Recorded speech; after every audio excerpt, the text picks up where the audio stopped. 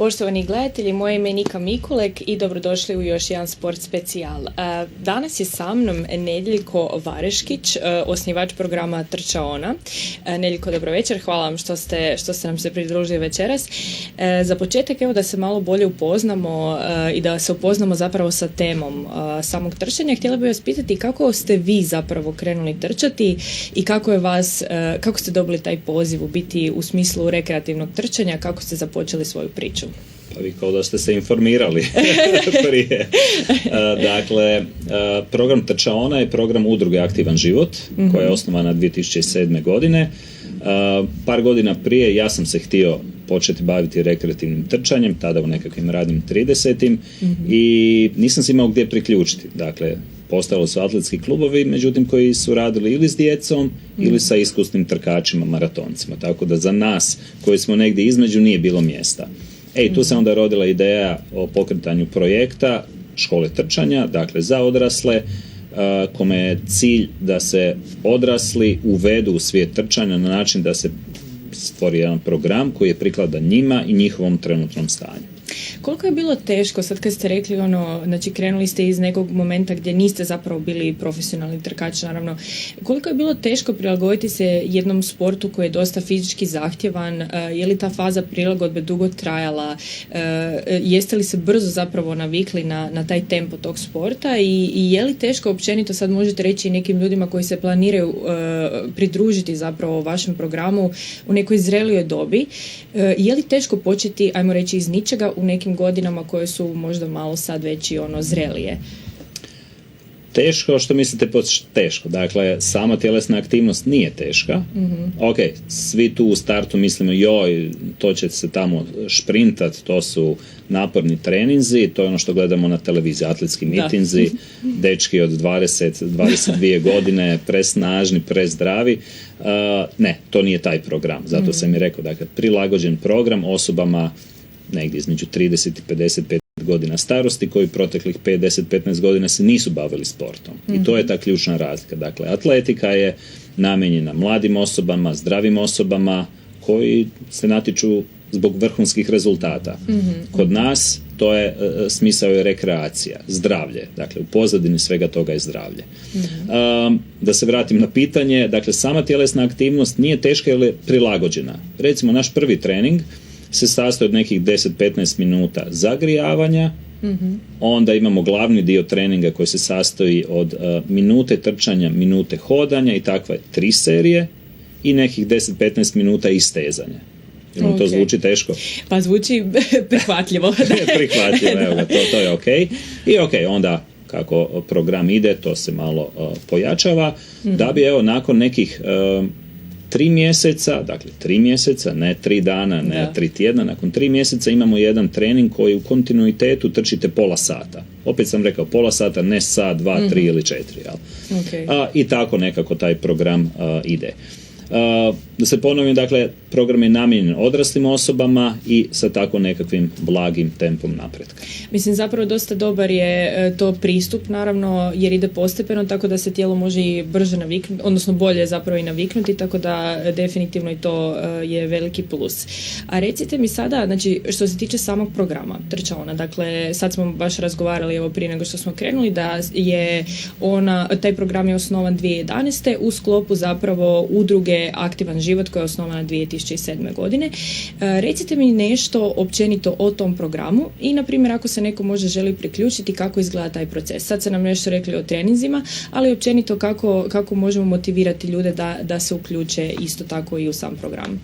Dakle, ideja je programa da se osobe uvedu u rekreativno trčanje na ovaj nekakav ispravan, zdrav način, ne znam kako da se dodatno još izrazim, siguran način, i da ih se nauči nekakvim osnovama na koji način trenirati kako biste ostali u toj tjelesnoj aktivnosti. Dakle, ideja je ne da vi pohađate nekakav tečaj, plesa recimo ili nečega i nakon završenog tečaja da se ne bavite time. Tako i ovdje ideja. Dakle, ideja je da vas mi naučimo ne trčanju, jer vi znate trčati, svi znamo trčati, nego tjelesnoj aktivnosti, strukturi, kako izgleda trening, kako treba ako ćete nešto sami raditi, dakle da ne odete na nasip i odradite nekakav krivi trening koji će vam pokvariti sve ono što ste do tada radili. Dakle, ideja programa je baš to, da vas naučimo što je trčanje kao tjelesna aktivnost, a ne da od vas napravimo atletičara,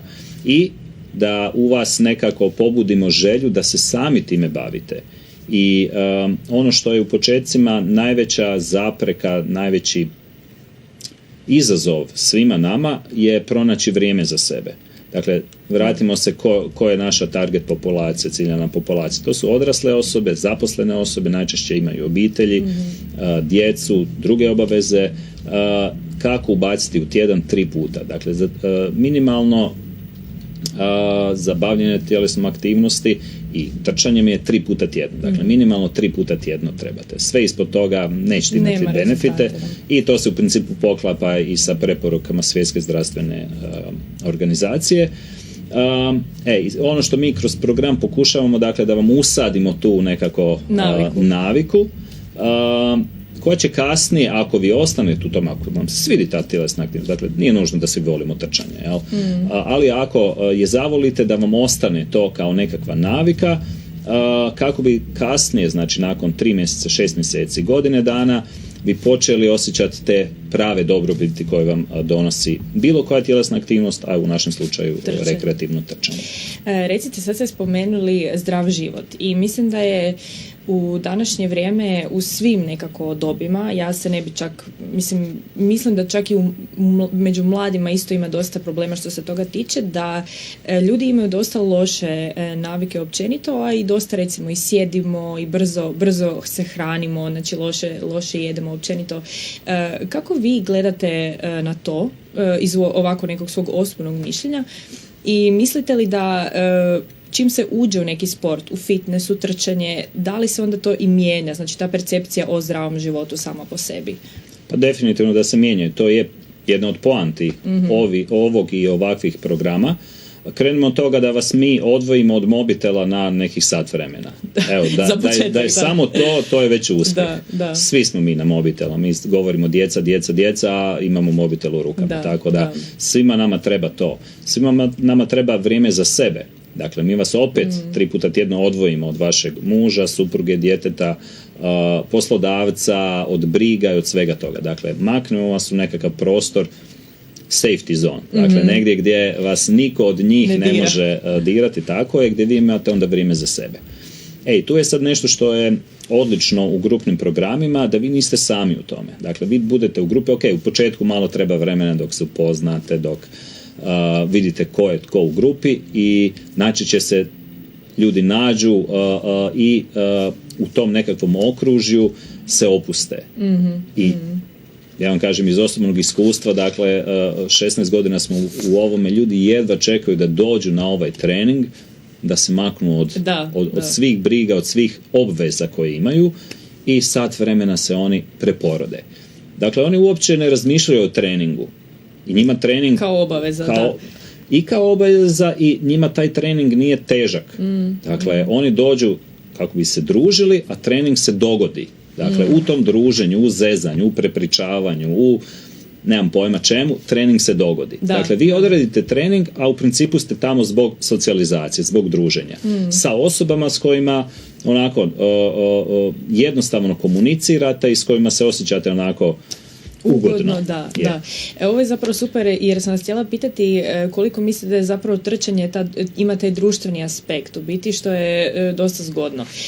Prije nego što smo započeli, pričali smo o tome i rekli ste mi da su svi vaši treninzi na otvorenom zapravo.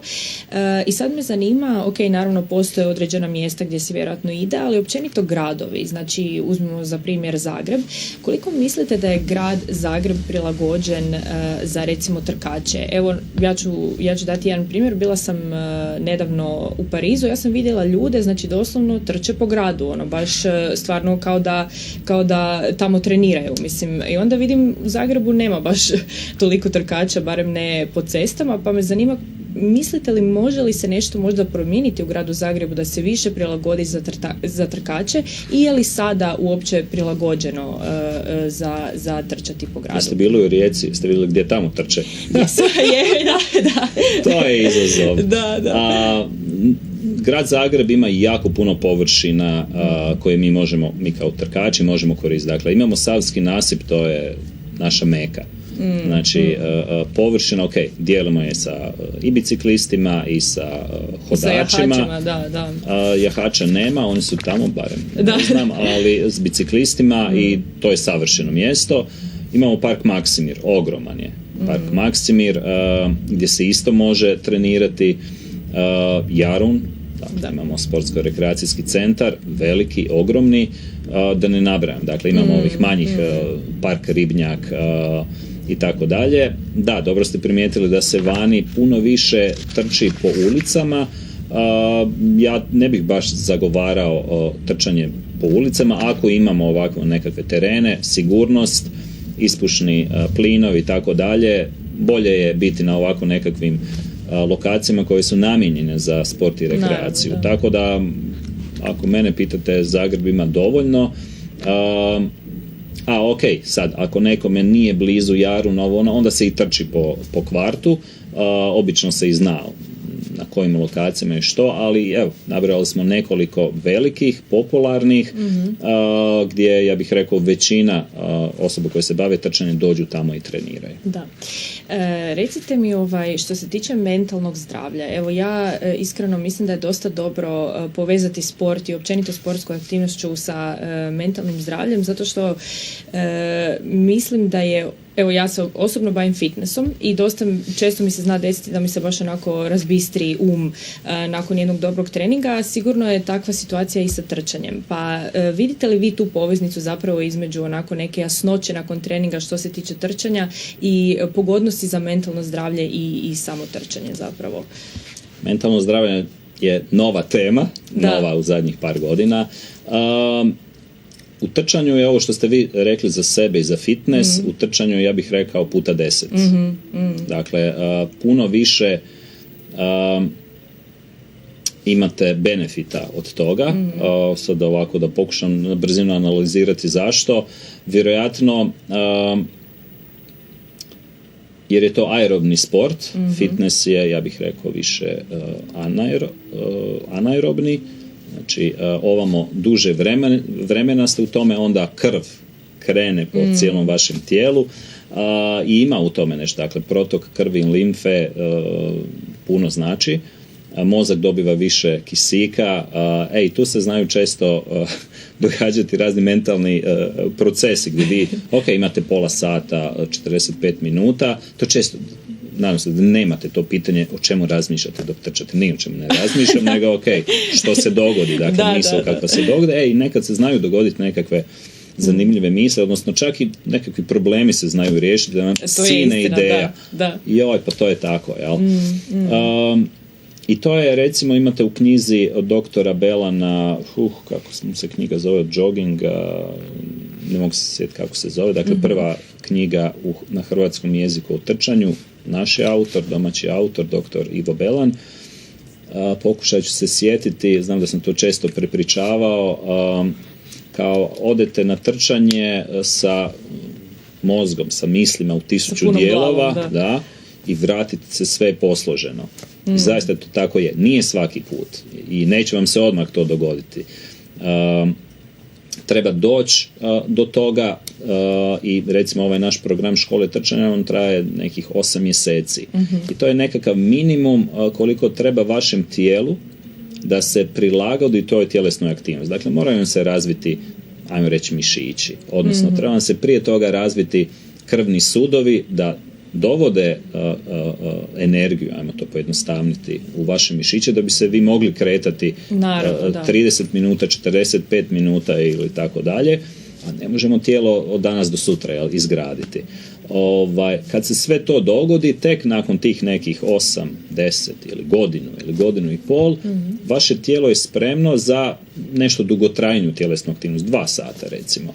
Ja često znam otići na Medvednicu, ok, gore se malo trči, malo se hoda, ali ne možete gore otići na 45 minuta. Odete na 2-3 sata. Tako je, da. 2-3 sata je sad već nekakav komad vremena u kojem imate vremena i za razmišljanje, a i tijelo onda, ok, ako vi baš želite dobar trening, onda treba to malo i duže trajati, ali tijelo je spremno za tako nešto, jer ste ga izgradili prije toga. Tako je, da.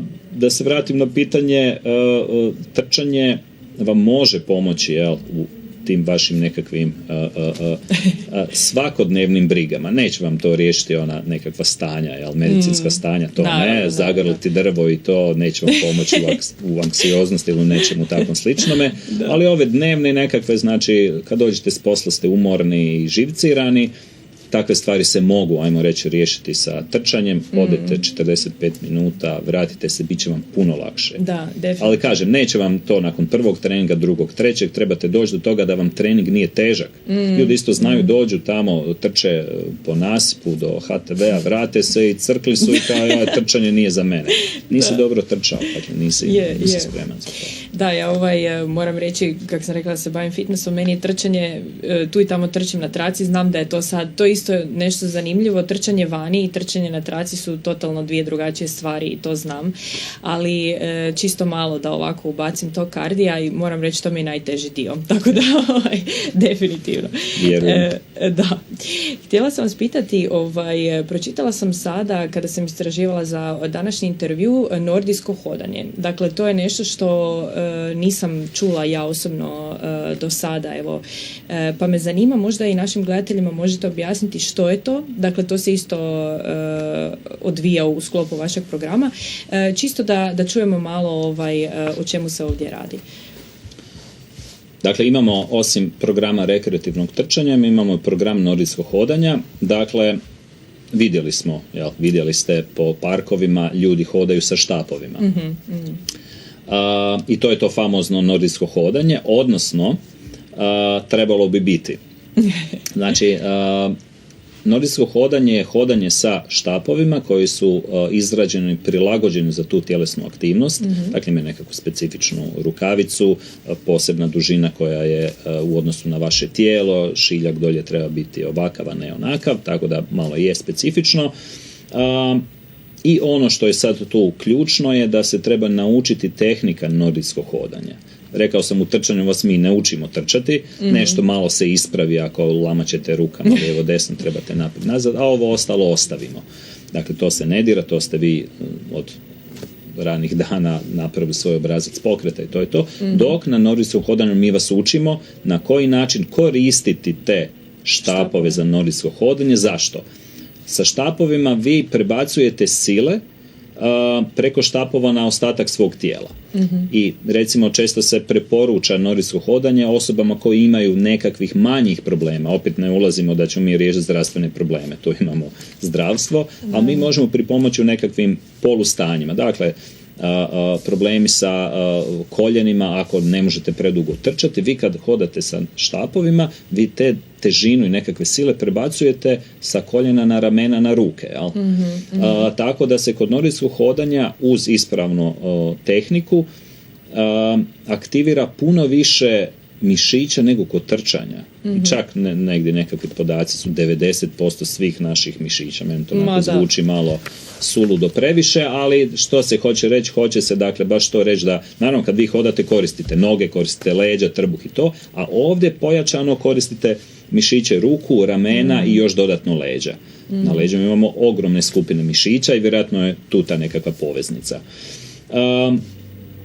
Treba naučiti tehniku da bi se sve to moglo napraviti. Nama treba negdje između mjesec i 3 mjeseca, dakle 12 do nekih 36 treninga da se nauči tehnika. Znači intenzitet je puno slabiji naravno nego trčanje, rekli ste 8 mjeseci da zapravo, mislim što je i logično na neki način, da, ali opet treba uzeti u obzir neke pravilne pokrete zapravo i tehnike. Ok, spominjali smo i planinarenje koje je zapravo, koliko sam shvatila, u sklopu udruge Aktivan život, jel tako? Dakle, imate i takve nekakve aktivnosti koje su možda mrvicu ekstremnije, za neke možda malo hrabrije, evo barem bi ja tako rekla, možda i nije istina. Možete li mi možda nešto reći o tome? Vi isto sudjelujete u tim aktivnostima, dakle vodite li neke grupe i kako zapravo to izgleda isto? Dakle, udruga ima projekt, zove se Vikendom na Medvednicu, kojemu imamo, ajmo reći, dva nekakva mini cilja. Jedan je da građane upoznamo sa stazama Medvednice, jer često kad razgovaram tako s ljudima, znaju za 2-3 staze. Znači, Bikčevićeva, Lojsnikova i još jednu mi nabroje, a na Medvednici ima ih oko 70. Ok, dakle, nisu one baš sve za građane, većina ih je odnosno dio ih je samo za planinare, trebate biti, ovo što ste rekli, znači malo i opremljeni i iskusniji, da, ali ajmo reći, pola njih jest za građane. Zašto? Dakle, mi imamo sreću da se park prirode naslanja na glavni grad. Imamo sreće da većina tih staza, tako je nekako i napravljeno, Planinarski savez je tako napravio, da staze kreću iz grada i da kreću od javnog prijevoza. To smo mi sad onda povezali, ok, idemo ljudima pokazati od istoka do zapada koje sve staze imaju, idemo ih povesti tim stazama. Jer ako nikad niste bili, teško da ćete sami otići. Ako niste član društva, onda se ne da vam se učlanjivati, a ovako mi vam pokažemo tu stazu i onda vas oduševimo. Onda niste ni znali da ima ta staza, niste ni znali da se do nje može doći autobusom, niste znali da je gore na kraju imamo nekakav restoran, dom ili nešto, niste ni znali da to možete sami. Kasnije imamo dosta priča da taj projekt često imamo svaki drugi vikend i onda često imamo priče, mi smo nakon onoga izleta i sljedeći vikend otišli sa svojim prijateljima na onu stazu, jer sve znamo gdje trebamo doći, znamo koliko je teška staza, koliko dugo se ide gore, koliko vode trebamo ponijeti, ili gore ima hrane ili nema hrane. Projekt jest namijenjen svim građanima, što bi rekli od 8 do 88, međutim, naravno imamo Medvednica je planina. Nije brdo, nije šumica nekakva, dakle, nijedna staza nije, ako mene pitate, nijedna nije teška ili nije niti jedna lagana. I često me zovu na telefon i pitaju, jel teško? Čim me zove i pitaju jel teško, vrlo vjerojatno će toj osobi biti teško. Onda ih pitam, jeste bili malo hodali po Maksimiru? Maksimir je jako zgodan za te nekakve početke, jer Maksimir ima malo nekakve uzbrdice i nizbrdice. Pa jeste bili u park šumi Dotrščina koja se nastavlja na Maksimir, koji isto ima malo više brda. A ako to jeste, onda već imate nekakvu formu, već znate kakve cipele trebate imati, kakvu jaknu trebate imati i tako dalje, ali ako neko nije hodao, pa naravno da će mu Medvednica biti teška. Naravno. Mislim, nije ni preporučljivo odjednom otići možda na neki teren koji je tako... Tako. Iako, mi imamo stručne vodiče i sve to, ali ne možemo nama dođe 30 do 50 ljudi, ne možemo sad, mi možemo s jednom osobom, nešto malo pripomoći, ne možemo ih puno. Tako da, pitanje da li je to teško ili nije teško, to svako sebi treba odgovoriti. Mi kažemo, vrh je na 1035 metara, ne idemo uvijek na vrh, jel? Ali idemo na nekih 700 metara, 600 metara, početak je negdje sa 200. Znači, vi trebate slavati negdje između 400 i 800 metara nadmorske visine. Pogledajte u vis gore i odbrojite 400 metara, se možete popeti. Ne ide se strmo, naravno, ali i uvijek pitaju, ali ima uzbrdice. Pa naravno da ima uzbrdice. Kako će se popeti na planinu ako nema uzbrdice? Ali ljudi su zadovoljni. Dakle, zna se nekad neko naći da mu je teško i vrlo brzo to shvati, srećom, pa se onda vrati. Da. Ne, nismo nikad imali nekakve situacije da smo trebali zvati pomoć ili nešto. Sva sreća, makar, da. Je. Mislim da je evo mi smo zapravo došli na kraj današnje emisije, ali drago mi je da smo prešli nekako 3 razine različite po mom mišljenju koje se građani zapravo mogu, ako su zainteresirani, prijaviti. Ja bih vas samo za kraj htjela pitati ako imate možda nešto što želite reći ili možda reći na koji način se uopće prijavljuje na trčaonu. Znači, mi smo udruga Aktivan život i sve ove informacije imamo na web stranici aktivan-zivot.hr, a imamo i specijalne stranice, posebne stranice za naše projekte. Dakle, projekt Trčaona je na web stranici trcaona.hr i tamo imamo sve informacije o terminima, lokacijama, upisima, članarine i tako dalje. Vikendom na Medenicu također ima svoju web stranicu, to je vikendom.hr, gdje se, dakle, ti izleti su besplatni, odnosno financira ih najčešće grad Zagreb i Zagrebački savez sportske rekreacije, sport za sve. Za građane je to besplatno i mi na toj stranici objavljujemo najave idućih izleta. To je najčešće, nemamo tijekom cijele godine, nego u nekim periodima godine. I sada imamo, u ovom trenutku provode se izleti, sad smo bili prošli vikend. Zbog proljeća bit će dosta sada. Tako je, do 15.9., 15.6. do 15.9. to je svake godine, a ovo sad nešto između, nekad ima, nekad nema. Evo sada imamo u ovom periodu, baš smo prošli vikend bili. Tako da na toj stranici pratite kada je idući izlet, imate newsletter, možete se prijaviti pa vam mi pošaljemo e-mail, imamo i društvene mreže da sad to ne nabrajam, tako da neko koji se zainteresirao može pronaći informacije na tim stranicama. Ok. Evo, poštovani gosti, došli smo onda do kraja još jedne svakodnevnice.